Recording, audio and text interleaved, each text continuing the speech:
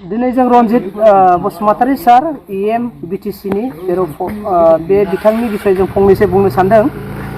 जोंनि 14 दुवाराव रनजित सारा दे बुंबाय बिपिएमआ 0 थांबाय। दिनैहाय रनजित सारखौ जों बेखौनो बुंनो सानबाय, जुदि बिपिएमआ 0 जाबायब्ला 14 दुवाराव नोंथाङा इउपिपिएलनि दिनै इएम, नोंथाङा मानो 14 दुवारखौ गारनानै 16आव गेलेनो थांनो नागिरदों? निसय नोङो बुजिगौ बेयाव बिपिएमआ देरहागोन, नों देरहाया, बेखायसोना नों खारनो नागिरदों।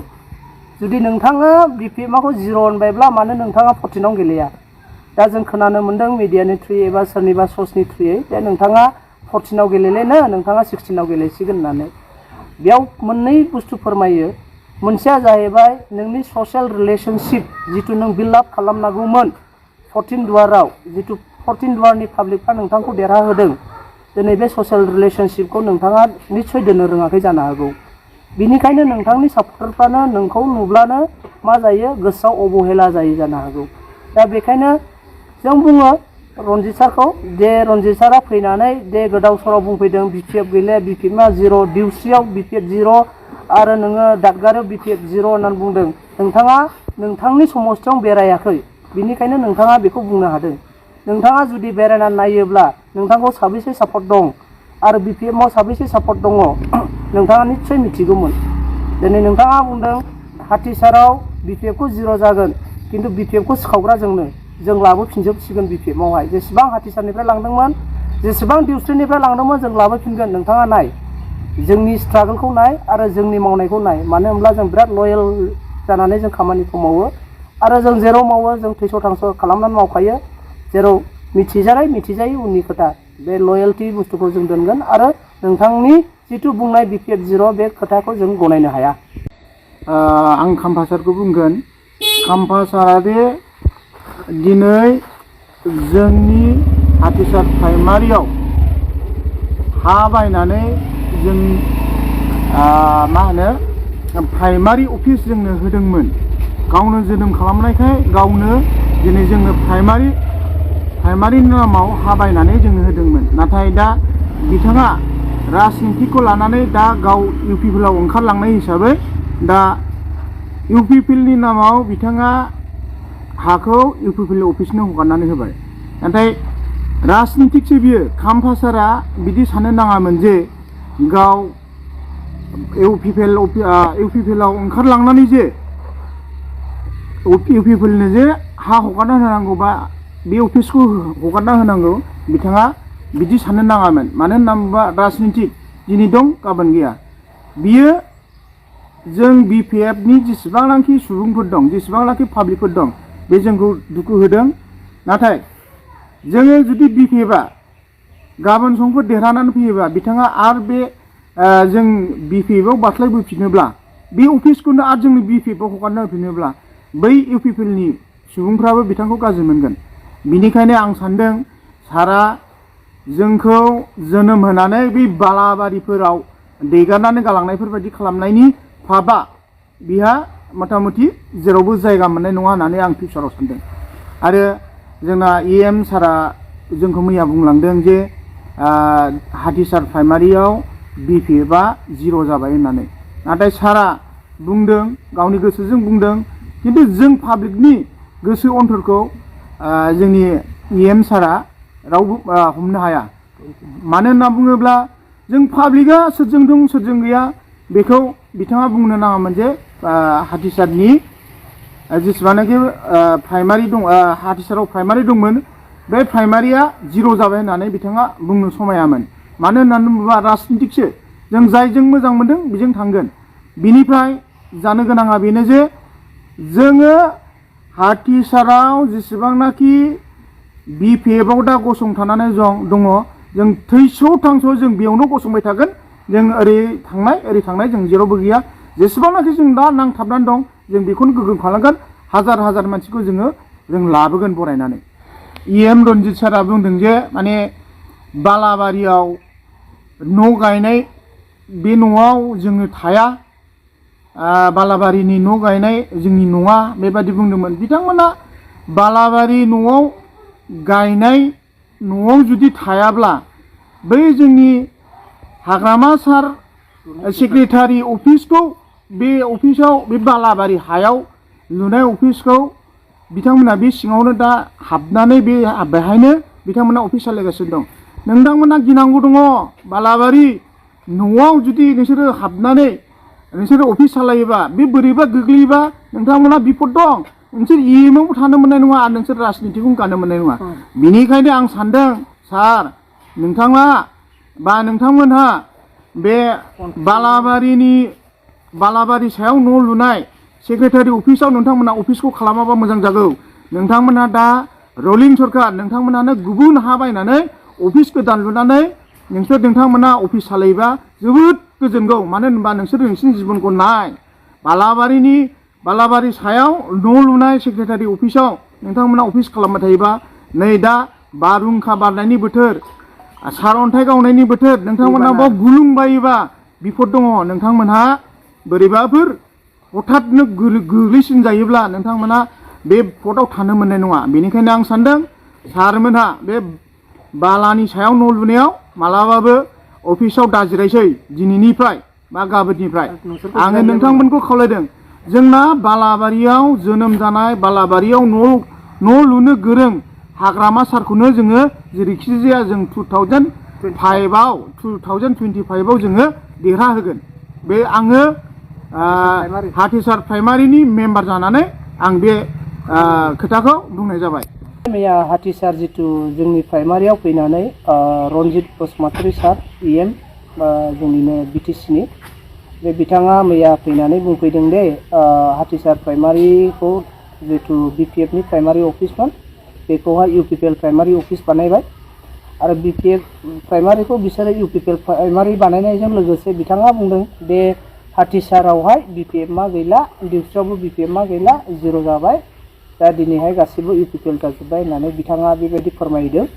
बेनिखायनो जोङो दिनैहाय प्रेस मिटआव होफैनायनि जाहोना जाहैबाय जे अफिसाखौहाय कामपासारा जिल्ला डिपुटि चिफ बिथाङा दिनै सासे एक्स बिएलटिमोन आरो एक्स बिएलटि जानानै बिथाङा हाग्रामा सारजोंनो बिसोरो मोनसे दल संगठनमोन बिथांमोना आन्दलन खारिबोनानै बिथांमोना जोबोद खस्थ'जों बे बिटिसि आखदखौ खालामनानै बिथांमोना 2005निफ्रायनो इलेक्सनखौ कामपासारा बेयाव खेबथाम देरहादों। बे हाथिसार प्राइमारिनि जितु पाब्लिक रायजो राजाफ्रा अननानै बिथांखौहाय भट होबाय थानानै दिनैसिमबो रेकर्ड गैया जे काउन्सिलावहाय बिपिएफआ नैबे जोंनि हाथिसार प्राइमारियाव जेननाय बेनो जाहैबाय कामपासारखौ मोजां मोननानै जोंनि बे हाथिसार एरियाया बिपिएफआवहाय सापर्ट होनानै बेखौहाय देरहाहोबाय थादोंमोन आरो बेखौ नुनानैनो बिथाङा दिनै हाथिसार प्राइमारिनि जितु हा लानाय अफिस खुलिनाय बिथाङा गावनो बायनानै होदोंमोन बेयो अफिसनि नामाव थाथों होननानैहाय दिनैहाय बिथाङा पार्टिखौ गारना थांनाय लगे लगे बिथाङा मा जाबाय बिथाङा बे जेनाखि प्राइमारि अफिसनि हाखौ बायदोंमोन बेखौनो गाव लाखिनो थाखाय बुंबाय आरो बेखौ गाव लाखिनायखाय मा जाबाय दिनै बियो बुंबाय आं इउपिपिएल हाबखाबाय इउपिपिएलनि जानांगौ अफिसा होननानै बिथाङा बुंनानै थांनानै मैयानिफ्राय इउपिपिएलनि जितु पार्टि बिथांमोना इएमखौ लानानै बे प्राइमारिखौ बिसोरो इउपिपिएल प्राइमारि खालामबाय।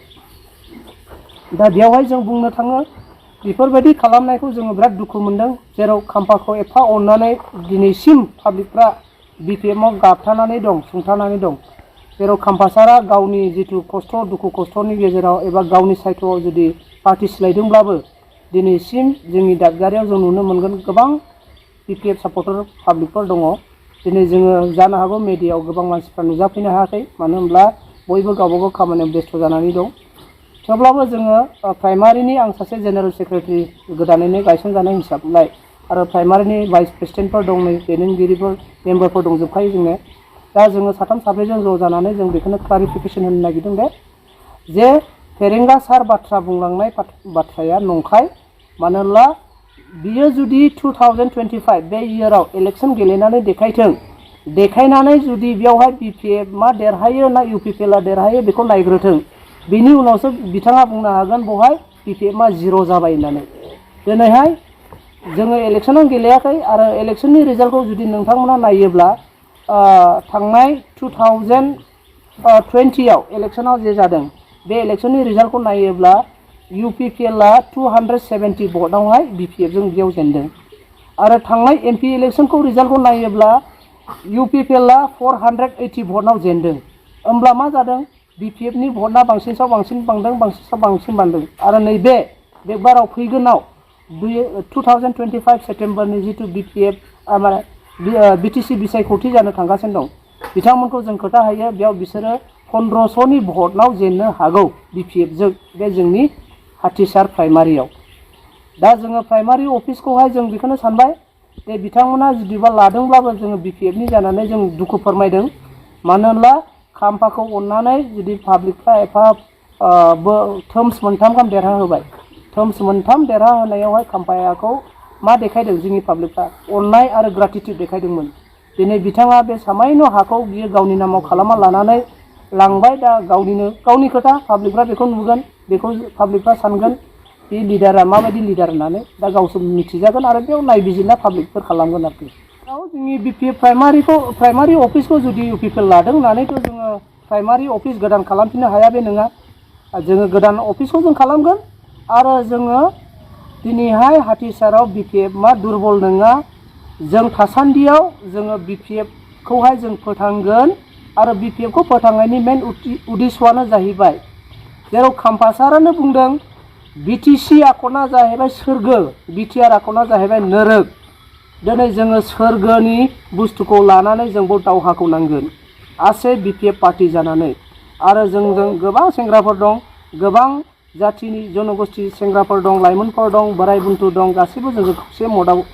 मदद होगोन दा बावैसोनि उनाव जोङो प्राइमारि अफिस मोनसे मुखुलि खालामफिननायनि उनावनो जोङो लाहार फाहारखौ खालामसिगोन आरो जोङो बे BTC खौ बासायनो थाखायसो जों नैबे हाथिसार प्राइमारिखौ नांगौ BPF नि जानानै जोङो फोथांना दोनबाय थागोन दिनै जों रनजित बसुमतारी सार EM BTC नि जेराव बे बिथांनि बिषय जों फंनैसो बुंनो सानदों जोंनि 14 दुवाराव रनजित सारा दे बुंबाय BPF मा 0 थांबाय दिनैहाय रनजित सारखौ जों बेखौनो बुंनो सानबाय जुदि BPF मा 0 जाबायब्ला 14 दुवाराव नोंथाङा UPPL नि दिनै EM नोंथाङा मानो 14 दुवारखौ गारनानै 16 आव गेलेनो थांनो नागिरदों मा निश्चय नोङो बुजिगौ बेयाव BPF मा देरहागोन नों देरहाया बेखायसोना नों खारनो नागिरदों जुदि नोंथाङा BPF माखौ 0 होनबायब्ला मानो नोंथाङा 14 आव गेलेया दा जों खोनानो मोनदों मिडियानि थ्रुयै एबा सोरनिबा सर्सनि थ्रुयै जे नोंथाङा 14 आव गेलेलेनो नोंथाङा 16 आव गेलेसिगोन होननानै बेयाव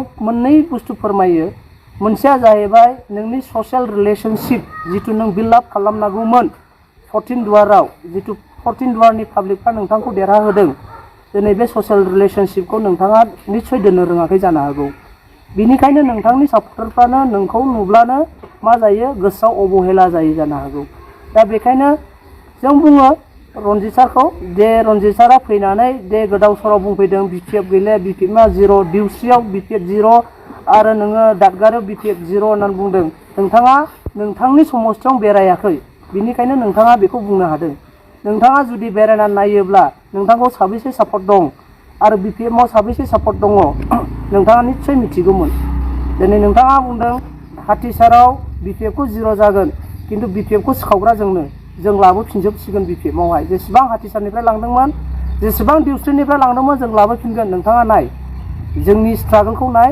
आरो जोंनि मावनायखौ नाय मानो होनब्ला जों बिराद लयेल जानानै जों खामानिखौ मावो आरो जों जेराव मावो जों थैस' थांस' खालामनानै मावखायो जेराव मिथिजानाय मिथिजायै उननि खोथा बे लयेल्टी बुस्थुखौ जों दोनगोन आरो नोंथांनि जितु बुंनाय BPF 0 बे खोथाखौ जों गनायनो हाया